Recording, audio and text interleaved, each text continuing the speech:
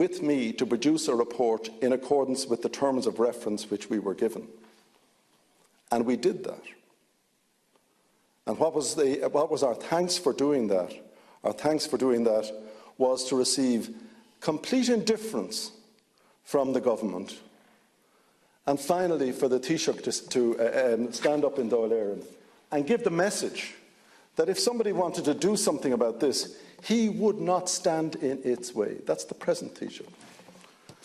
And in fact, the present Taoiseach, as Fergal Quinn pointed out in his posthumous article, was a person who at one time was an ardent advocate of Seanad reform.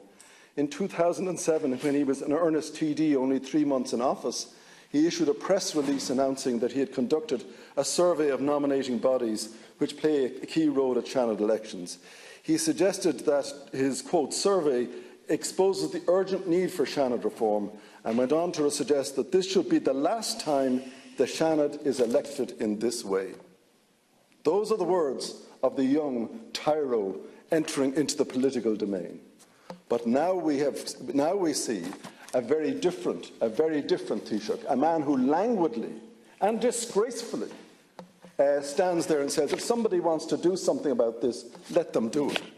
Let somebody propose it in Dáil Éireann, and I'll allow, the grace of the man is extraordinary, I'll allow a free vote in the hope it will be voted down by people who are hostile to it. And this contrasts dramatically with, I have to say, the Judicial Appointments Commission Bill, which is driven by Senator Ross, and which is driven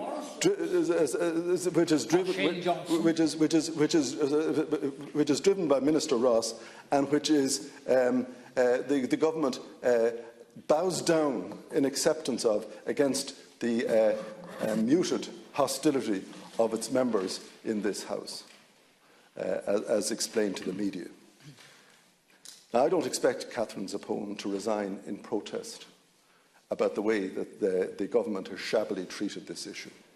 But to come in here as the Minister has, having established a group, and Minister Ross, of course, insisted on being in this group and then contributed nothing to its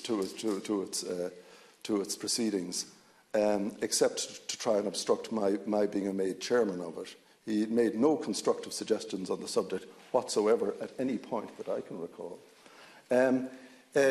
Minister Ross can have his way on judicial appointments, but this piece of major reforming legislation is thrown in the waste paper bin by this government. Members of this House, and I'll finish this, members of this House have nothing to fear from the passage of the bill which is appended to this legislation. And I recommended to the Taoiseach in my covering letter of the report that it should be initiated in Dáil Éireann and not here, because turkeys don't vote for an early Christmas. But members of this House do not have anything to fear, because the bill itself acknowledged that on the best estimates, they would get 1 or 2 more terms, most likely, of re-election under the present system before it fully came into effect. But it has been cynically foot-tripped as a report. The efforts put in by those members of the all-party group have been traduced. This is a shameful moment for the Fine Gael party. You have left yourselves. You're over time, Senator. You have let yourselves. Sorry, Senator. Senator McDowell as the chair has the floor, but you're over time. 5 minutes. I am concluding. You have let yourselves down very badly. The people will not be fooled. And if the next Dáil is the place where this must be dealt with, so be it. I hope there are people in that chamber who will do to this government what it richly deserves to have done to it. Kick it out, because it's a shamefully dishonest government which has conned the Irish people long enough.